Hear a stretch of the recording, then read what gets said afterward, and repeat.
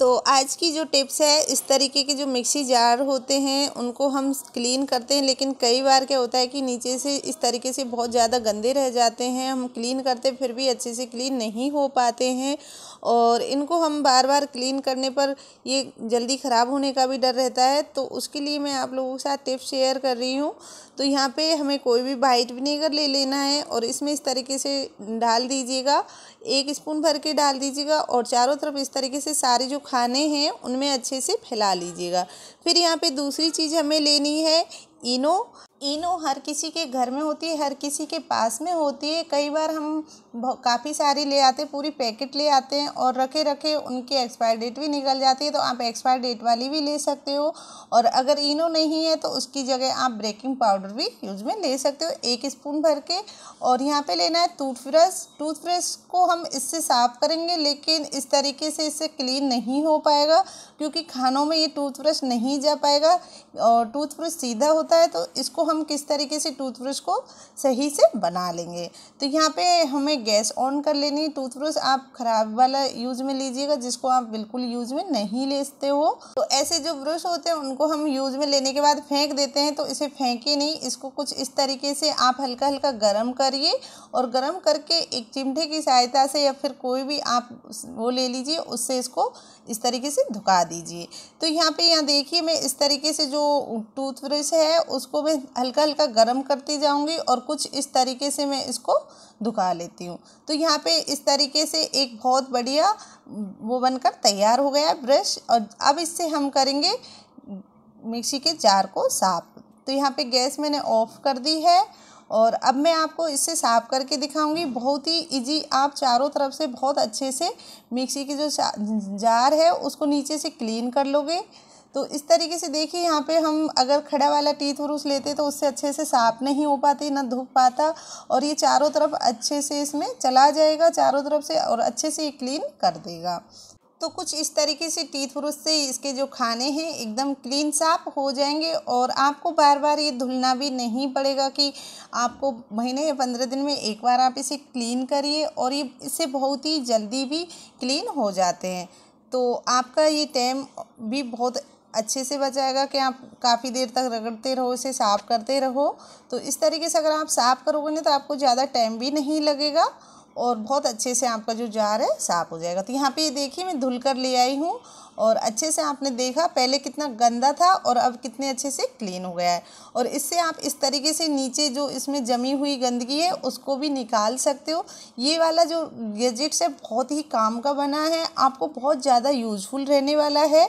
तो मैं उम्मीद करती हूँ छोटी सी टिप्स है आपको पसंद आई हो। चलिए फिर देखते हैं अगली। तो यहाँ पे जो हम इस तरीके से सिंक के पास बर्तन वगैरह धोते हैं और साबुन को इस तरीके से रख देते हैं और जो बाकी के जो बचे हुए जूने हैं उनको भी हम कुछ इस तरीके से रखते हैं, तो इसमें पानी हो जाता है साबुन में और साबुन हमारा बहुत ज़्यादा वेस्टेज में जाने लगता है और यहाँ पे चारों तरफ बहुत ज़्यादा सफ़ेद सफ़ेद सा हो जाता है साबुन की वजह से और बहुत ज़्यादा गंदा लगने लगता है, ख़राब लगने लगता है। तो उसके लिए मैं बहुत अच्छी टिप्स लेके आई हूँ। तो क्या करना है कि इस तरीके जो डिब्बे होते हैं प्लास्टिक के, हमारे घर में कुछ ना कुछ आता ही रहता है इनमें, और इनको हम किस तरीके से यूज़ में लेंगे तो वो भी मैं आपको बता देती हूँ। तो यहाँ पे जो इस तरीके के जो डिब्बे होते हैं तो उनको हमें क्या करना है कि हमें लेना है फॉग और उसे गर्म कर लीजिए। गर्म करने के बाद कुछ इस तरीके से जो ये प्लास्टिक का डिब्बा है उसमें हमें कुछ थोड़ी थोड़ी दूर पर हमें इस तरीके से होल्ड कर लेने हैं। तो यहाँ पे इस तरीके से हमने फॉग से इसमें छेद कर लिए। उसके बाद में हमें नाइफ लेना है और इस तरीके से इसको कट कर लेना है। तो यहाँ पे अब हमने इसको बनाकर तैयार कर लिया है और यहाँ पे इस तरीके से जहाँ बच गए वहाँ पे भी मैं और होल्ड कर देती हूँ। तो यहाँ पे इस तरीके से मैंने एक गैजेट बनाकर तैयार कर लिया है। तो अब हम इसे किस काम में लेंगे तो वो भी मैं आपको आगे बताती हूँ। तो यहाँ पे हमारे जो जूने वगैरह होते हैं जो इस तरीके से हम पटक देते हैं तो उनको इस तरीके से आप रखिए। तो यहाँ पे इस तरीके से रखोगे तो इसके अंदर जो पानी है वो इसी के अंदर जाएगा, तो वो नीचे गिरेगा नहीं। और आप जब भी इसको रखो तो इस तरीके से नहीं बल्कि इसको इधर रखिए और साबुन को उधर रखिए।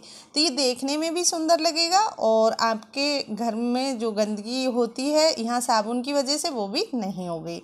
तो उम्मीद करती हूँ छोटी सी टिप्स है आप लोगों को पसंद आई होगी। तो प्लीज़ वीडियो को लाइक एंड शेयर ज़रूर करना। तो चलिए फिर देख लेते हैं अगली वाली टिप्स। तो ये वाली टिप्स है अचार को हम लंबे समय तक कैसे रखें। जब भी हम अचार बनाते हैं उसको हमें किस तरीके से रखना चाहिए ताकि वो लंबे समय तक अच्छे से चले, ख़राब ना हो, उसमें साइडों में जो फफूंद लगती है वो फफूंद ना लगे। तो जब भी आप कोई कंटेनर या डिब्बे में अचार भरते हो तो उसमें इस तरीके से आप ऑयल डालिए। जो आप जिस ऑयल में आप अचार बनाते हो वही वाला ऑयल आप इसके अंदर करिए और इस तरीके से कुछ डिब्बे में चारों तरफ उसको लगा लीजिए। तो यहाँ पे जब आप इस तरीके से डिब्बे में चारों तरफ अचार फैला लोगे ना तो उससे क्या होगा कि जब आप कंटेनर में अचार भर के रखोगे तो वो चारों तरफ इसमें डिब्बे में ऑयल लगने की वजह से बिल्कुल भी ख़राब नहीं होगा, क्योंकि ऑयल में बिल्कुल भी वो नमी नहीं रहती, एक चिकनाहट हो जाती है और जिसके कारण से और जो अचार है वो बिल्कुल भी ख़राब नहीं होता है। और अचार को इस तरीके से आप पैक करके रखिए। अगर आप इसके बावजूद भी आपको अगर लगता है कि अचार हमारा ख़राब हो जाएगा तो उसके लिए आप और ज़्यादा 2-4 सालों के लिए चलाना चाहते हो तो इसमें आपको क्या करना है कि एक डिब्बे में आपको कोई फ्रूट वाइट विनेगर ले लेना है। तो ये वाला वाइट विनेगर आप इसमें यूज़ में ले सकते हो। आप अंदाज से नहीं तो 1 स्पून भर के डाल दीजिए एक डिब्बे में, मतलब ज़्यादा अचार हो तो। अगर थोड़ा सा है तो 2 से 4 बूंद डालिएगा। आपके पास 1 kg समथिंग हो तो 2 से 4 बूंद डालिएगा। और अगर आपके पास 4 से 5 किलो अचार है तो उसमें 1 स्पून भर के वाइट विनेगर डाल दीजिए। आपका 1-2 साल तक बिल्कुल भी अचार ख़राब नहीं होगा, बिल्कुल भी फफूंद नहीं लगेगी। और इस तरीके से कसकर आप रख दीजिए और इसको थोड़ा सा सिप कर दीजिए, जिससे क्या होगा कि ये अच्छे से इसमें मिक्स हो जाएगा। तो मैं उम्मीद करती हूँ छोटी सी टिप्स है आपको पसंद आई होगी, तो आप भी एक बार ज़रूर ट्राई करना। चलिए फिर देखते हैं अगली वाली टिप। तो जब भी हम आलू छीलते हैं या फिर आलू की सब्ज़ी वगैरह बनाते हैं और उसके बाद में जो उसका छिलका उतरता है हम उसको ऐसे ही वेस्टेज में फेंक देते हैं। तो आज मैं आपको इसके कई सारे फ़ायदे, कई सारे यूज़ बताऊंगी कि आप इसी तरह वेस्टेज में इनको ना फेंकें। इनका भी बहुत कमाल का यूज़ होता है। तो आज जो आप आलू की टिप्स देखने वाले हो छिलके की, तो आपको कैसी लगे वो कमेंट करके ज़रूर बताना। तो चलिए फिर आज हम देख लेते हैं आलू के छिलके का यूज। इसमें कई सारे यूज़ होते हैं लेकिन मैं अभी फ़िलहाल में एक ही यूज़ बता रही हूँ। तो फिलहाल में बारिश का मौसम है या फिर सर्दी हो, हम जब भी शूज़ वगैरह धुलते हैं तो इनको सूखने में काफ़ी टाइम लगता है, तो हमें इन्हें धुलना भी ना पड़े और ये अच्छे से क्लीन हो जाए। तो यहाँ पे आप देख सकते हो दोनों जोड़ी शूज़ रखे हैं। यहाँ मैंने चमड़े की जूती भी रखी है और नॉर्मल ऐसे वाले भी शूज़ रखे हैं। इन पे एकदम नेचुरल नई जैसी शाइन आ जाएगी, इनकी पॉलिश करने की भी आपको बिल्कुल ज़रूरत नहीं पड़ेगी। तो यहाँ पे छिलका लेना है और इस तरीके से छिलके से पूरे जो शूज़ है उसके ऊपर अच्छे से रब कर देना है। इस पे कैसा भी स्क्रैच लगा होगा शूज़ के ऊपर, कैसी भी गंदगी जमी होगी, सबको एकदम बहुत अच्छे से ये क्लीन कर देगा। तो यहाँ पे ये देखिए मैंने इस तरीके से कुछ आलू का छिलके लिए हैं और लेने के बाद में कुछ शूज़ को इस तरीके से रब कर दिया है। अब यहाँ मैं आपको चमड़े की जूती को भी रब करके दिखा देती हूँ अच्छे से। तो यहाँ पे ये देखिए मैंने चमड़े के जो जूते होते हैं, जूतियाँ होती है, काफ़ी लोग पहनना पसंद करते हैं, तो उन पे भी इस तरीके से आप जो ये आलू का छिलका है उसे रब करिए और कोई भी आप कपड़ा लीजिए और अच्छे से आप क्लीन कर दीजिए। तो यहाँ पे आप डिफरेंस देख सकते हो कितना डिफरेंट इन दोनों में है। तो मैं उम्मीद करती हूँ आपको ये वाली टिप्स पसंद आई होगी। तो प्लीज़ एक बार आप भी इसको ज़रूर ट्राई करना, आपको ये बहुत ही यूजफुल रहने वाली है। बिना एक पैसा खर्च किए आप जूतों को इस तरीके से क्लीन कर सकते हो। तो कमेंट करके ज़रूर बताना कि आपको मेरी वीडियो कैसी लगी। चलिए, तो ये वाली टिप्स है हमारी कुछ इस तरह, जो विक्स की डिब्बियाँ होती है वो विक्स ख़त्म होने के बाद में हम इनको ऐसे ही फेंक देते हैं, तो इनको हम ऐसे ही ना फेंके। आज इसका बहुत अच्छा यूज़ बता रही हूँ। तो क्या करना है, हमें कुछ इस तरीके से जब विक्स ख़त्म होने के बाद उनके हमको जो ये ढक्कन होते हैं वो यूज़ में लेना है। तो इनको हम किस तरीके से यूज़ में लेंगे वो भी मैं आपको बता देती हूँ।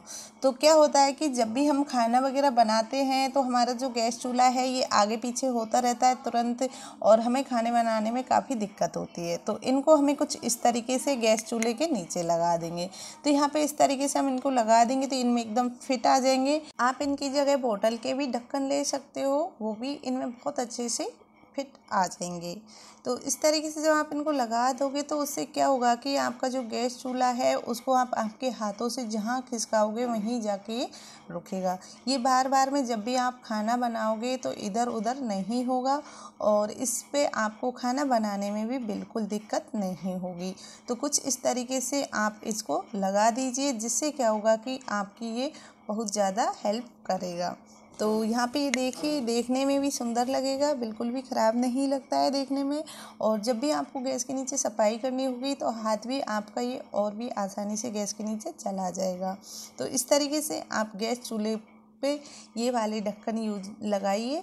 बोतल के भी ढक्कन लगा सकते हो, तो इससे आपका गैस चूल्हा एक जगह पर टिका रहेगा। तो मैं उम्मीद करती हूँ छोटी सी टिप्स है आपको पसंद आई होगी। तो चलिए फिर देखते हैं अगली वाली टिप।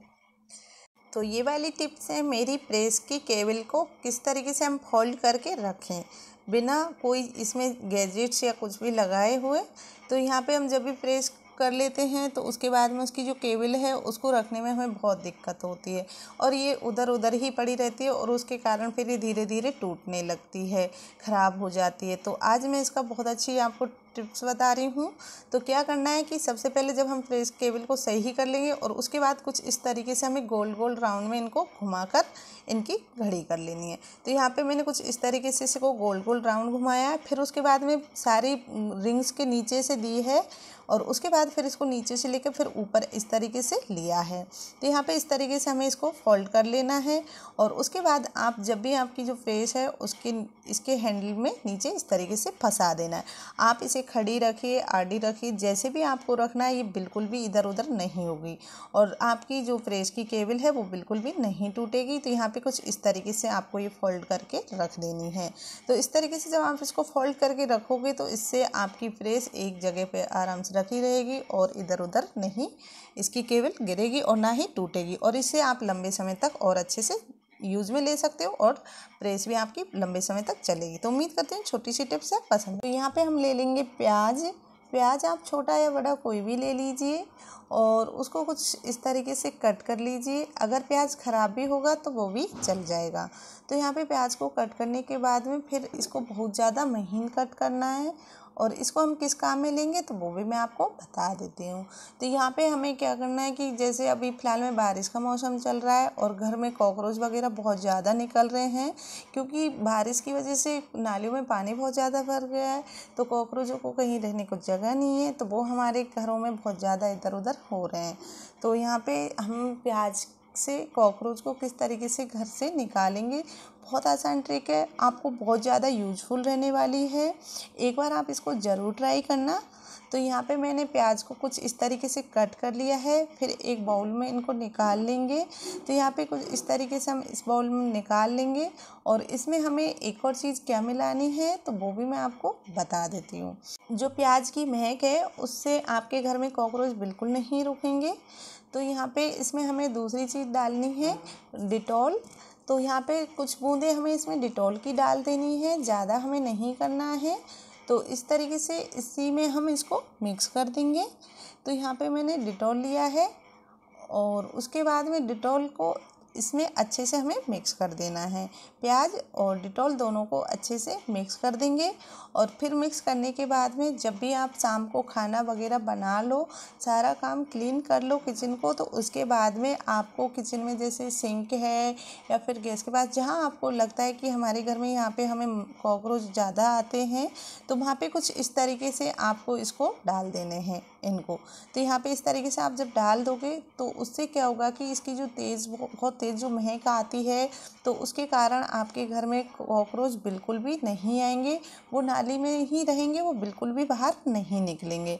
इस टिप को आप एक बार ज़रूर ट्राई करना। मैं अक्सर कुछ इसी तरीके से करती रहती हूँ, तो मेरे घर में कॉकरोच बहुत कम आते हैं, नहीं आते हैं। तो जहाँ पे भी आप जब खाना आना बना चुके होते हो तो उसके बाद में आप शाम की टाइम कुछ इस तरीके से प्याज और डिटॉल दोनों को मिक्स करके जो नाली वगैरह होती है उन पर डालिए, बिल्कुल भी कॉकरोच नहीं आएंगे। तो मैं उम्मीद करती हूँ आपको ये टिप पसंद आई होगी। चलिए फिर देख लेते हैं अगली वाली नेक्स्ट टिप। तो अगली टिप्स है जो हमारे हाथों में नेल पेंट लगी होती है और उसके बाद में इस तरीके से कुछ निकल जाती है और कुछ रह जाती है, और फिर उसके बाद में हमारे हाथ इतने गंदे लगते हैं, और हमें बाई चांस कहीं पार्टी वगैरह में जाना होता है और हमारे पास बाई चांस रिमूवर नहीं होता है, रिमूवर ख़त्म हो जाता है, नेल रिमूवर, तो उसके बाद हम इसको किस तरीके से छुड़ाएं, हमें जल्दी जल्दी छुड़ानी होती है, तो इसको हमें हटाना होता है। तो उसके लिए हमें क्या करना है कि यहाँ पे हमें लेनी है नेल पेंट लेनी है और कुछ इस तरीके से हमें नेल के ऊपर लगा देनी है। तो यहाँ पे मैं नेल के ऊपर नेल पेंट लगा रही हूँ, और यहाँ लगाने के बाद कुछ ही सेकंड हमें इसको छोड़ देना है। तो यहाँ पे मैंने अच्छे से इसके ऊपर नेल पेंट लगा ली, कुछ ही सेकंड हमें छोड़ी, और उसके बाद हमें कोई भी कपड़ा लीजिए, कोई भी आप ख़राब कपड़ा ले लीजिए और उससे इस तरीके से दबा कर निकाल दीजिए। तो आप देखेंगे कि आपकी नाखून की जो नेल पेंट थी कितनी भी ख़राब होगी। अगर आपको कोई और कलर लगाना हो तो वो भी इस तरीके से आप लगा सकते हो। तो यहाँ पे बहुत ही आरामी से आपके नेल पे से दूसरी नेल पेंट लगाकर नेल को छुड़ा सकते हो। नेल पेंट आप नॉर्मल वाली ले लीजिए, जिसे आप यूज़ में ना लेते हो तो उसको लगाइए, और उससे इस तरीके से आप आपके नेल पे से दूसरी नेल पेंट को हटा सकते हो। तो इमरजेंसी के लिए बहुत ही यूज़फुल टिप्स है, उम्मीद करती हूँ आपको पसंद आई होगी। चलिए फिर देख लेते हैं अगली वाली। तो यहाँ पे इस तरीके के पेंसिल बॉक्स कैंडी जो आती है खाने की बच्चों की, तो उनको बच्चे खाने के बाद में इनको इस तरीके से ख़राब कर देते हैं और इनको फेंक देते हैं। तो आज इनका मैं आपको बहुत अच्छा यूज़ बताऊँगी। बच्चों के पास में अक्सर हम कुछ ना कुछ ला के देते रहते हैं, तो उसके लिए क्या करना है कि सबसे पहले इसके ऊपर जो कलर आता है इसको हटा लेंगे। यहाँ पे आप कोई और भी चीज़ का यूज़ ले सकते हो, और फिर यहाँ पे कोई लोहे की कोई भी कील लीजिए या फिर इस तरीके से कोई भी सामान लीजिए और गरम कीजिए। उसको गरम करने के बाद में कुछ इस तरीके से इसमें एक होल तैयार कर लीजिए। तो यहाँ पे हम इसको हटाएंगे और इसमें एक अच्छा सा होल तैयार कर लेंगे। तो यहाँ पे मैंने इस तरीके से उससे एक होल तैयार कर लिया, और फिर यहाँ मैं लिया है गम। यहाँ पे मैंने ग्लू गन लिए है, ग्लू गन से इसमें अच्छे से गम भर देंगे। और उसके बाद में हम इसमें दूसरी चीज़ क्या करनी है कि हमें यहाँ पे लेनी है शॉर्पनर। जी हाँ फ्रेंड्स, यहाँ पे हम ले लेंगे शॉर्पनर। तो शॉर्पनर को कुछ इस तरीके से जो हॉल है उसके ऊपर लगा देंगे। तो यहाँ पे कुछ इस तरीके से हमने इसको लगा दिया है। तो अब यहाँ पे एक बहुत प्यारी सी एक गैजेट्स बन जाएगी। तो यहाँ पे अच्छे से इसको फिट कर देंगे। तो मैंने कुछ इस तरीके से इसको बहुत अच्छे से एकदम सही लाइन में फिट कर दिया है। तो अब आप देख सकते हो कुछ सेकंड्स के लिए या कुछ मिनट्स के लिए इसको छोड़ दीजिए जाके ये अच्छे से फिट हो जाए। तो यहाँ पे कुछ इस तरीके से बहुत अच्छे से फिट हो गई है। उसके बाद में आप इसको तैयार करके रख सकते हो। ये एक बहुत अच्छा गैजेट बन के तैयार हो गया है। जब भी आपके बच्चों को पेंसिल वगैरह सर्व करनी होती है, घर में बैठे हैं और उनको पेंसिल सर्व करनी होती है और बार बार करते रहते हैं तो घर में कचरा फैलाते रहते हैं, और पेंसिल से बहुत ज़्यादा कचरा फैलने के कारण घर बहुत गंदा कर देते हैं। तो कुछ इस तरीके से अगर बच्चे पेंसिल छीलेंगे तो उसमें से जो कचरा होगा वो इस तरीके से इकट्ठा होता जाएगा, और इकट्ठा होने के बाद में एक साथ में वो लोग डस्टबिन में डाल सकते हैं, जिससे क्या होगा कि हमारे घर में भी गंदगी नहीं होगी और बच्चों के लिए बहुत अच्छा एक गैजेट्स बन के तैयार भी हो जाएगा। तो मैं उम्मीद करती हूँ आप लोगों को छोटी सी टिप्स पसंद आई होगी। चलिए फिर देख लेते हैं अगली वाली टिप। तो यहाँ पे टिप्स है अगली दूध को लेकर। तो दूध से हम क्रीम किस तरीके से बनाते हैं तो वो भी मैं आपको आज बता देती हूँ। तो जब भी हम दूध लाते हैं मार्केट से तो हमको सबसे पहले उसको गर्म नहीं करना, फ्रीज में ऐसे ही लगा देना है। और मैंने यहाँ फ्रीज में लगाया था 2 से 3 घंटे के लिए, और उसके बाद में आप देख सकते हो जो उसके ऊपर से जो निकलती है ना ये जो दूध गाढ़ा हो जाता है उसके ऊपर जो जमती है ये एक क्रीम बनती है। तो इसको क्या करना है, इस तरीके से इसको अच्छे से निकाल लेना है। बहुत ज़्यादा गाढ़ापन आ जाता है इसमें, और इसको फिर आप फेंट लीजिए, बहुत अच्छे से इसको लगातार फेंटते रहिए। तो उससे क्या होगा कि एक आपका क्रीम बनना शुरू हो जाएगा। अगर आप हाथ से नहीं फेंट सकते हो तो इसको आप मिक्सी में डालिए, और मिक्सी में डालकर फिर आप इसको कुछ मिनट के लिए चला दीजिए, और आप खुद देखोगे कि कुछ ही मिनटों में आपके क्रीम बनकर तैयार हो गई है। तो इससे आप और भी बच्चों की ब्रेड वगैरह उनमें भी इसे लगा सकते हो, और ये खाने में भी बहुत स्वादिष्ट लगती है और ये बहुत ही ज़्यादा यूज़फुल होती है। तो मैं उम्मीद करती हूँ छोटी सी टिप्स है आप लोगों को पसंद आई होगी। तो एक बार आप भी इसको ट्राई ज़रूर करना, बहुत ही कमाल की टिप्स है। तो चलिए फिर देख लेते हैं अगली वाली नेक्स्ट टिप। और वीडियो अच्छी लगी हो तो लाइक एंड शेयर और कमेंट करके ज़रूर बताना कि आपको मेरी ये टिप्स कैसी लगी। तो मेरी ये टिप्स है फूल झाड़ू को लेकर। अक्सर हम फूल झाड़ू नया लेके आते हैं और उसमें भूसा बहुत ज़्यादा निकलता है, और उससे हम झाड़ू लगाते हैं तो घर साफ़ होने की बजाय और ज़्यादा गंदा हो जाता है। क्योंकि जब भी हम नए झाड़ू से झाड़ू लगाते हैं तो झाड़ू लगाने पर उसका जो कचरा होता है भूसा वाला वो बहुत ज़्यादा निकलता है और घर में इधर उधर ही उड़ता रहता है। तो इसको हम किस तरीके से क्लीन करें, और सबसे पहले हमें जब नया झाड़ू लेके आएँ तो हमें इसे झाड़ू कहाँ लगानी चाहिए वो भी मैं आपको बताऊंगी। तो यहाँ पे हम कुछ इस तरीके से ब्रश लेंगे और ब्रश लेने के बाद में फिर झाड़ू के ऊपर हम कुछ इस तरीके से इसको रब कर देंगे। इससे इस तरीके से रब करेंगे तो झाड़ू की जो भूसा है जो उसमें निकलता है फुसफुसा सा वो एकदम क्लीन साफ हो जाएगा। तो कुछ इस तरीके से हम बीच बीच में से भी इसको अच्छे से ब्रश मार लेंगे। बहुत कमाल की टिप्स है फ्रेंड्स, आप एक बार इसको ज़रूर ट्राई करना, आपको बहुत ज़्यादा काम आएगी, बहुत यूज़फुल हैक्स है। आप एक बार ट्राई करोगे ना तो फिर बार बार जब भी आप झाड़ू लेके आओगे तो कुछ इसी तरीके से आप आपके झाड़ू को क्लीन करने वाले हो।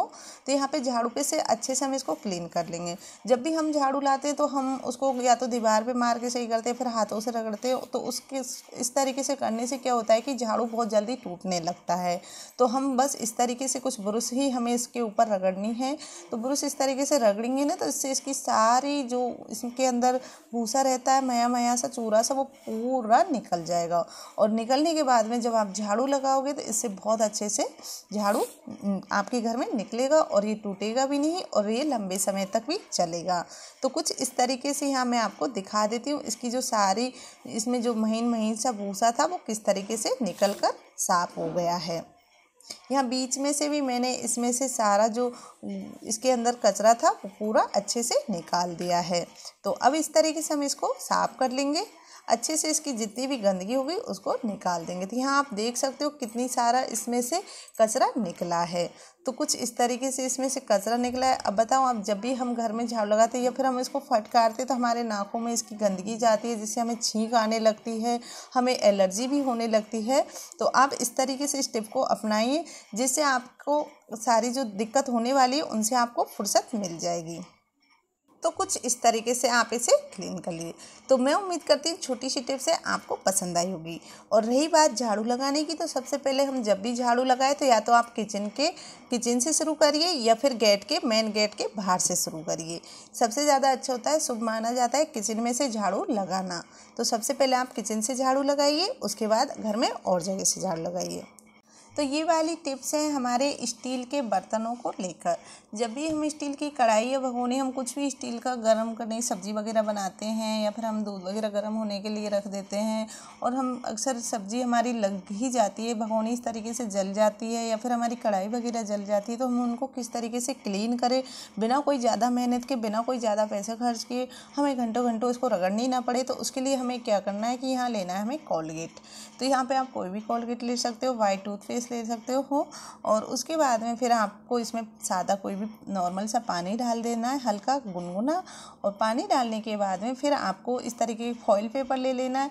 अगर आपके पास में जैसे बच्चे स्कूल जाते हैं उनके टिफ़िन से बचता है वो वाला फॉइल पेपर भी आप इसमें यूज़ में ले सकते हो, और क्योंकि वो वेस्टेज में हम उसको ऐसे ही फेंकते हैं।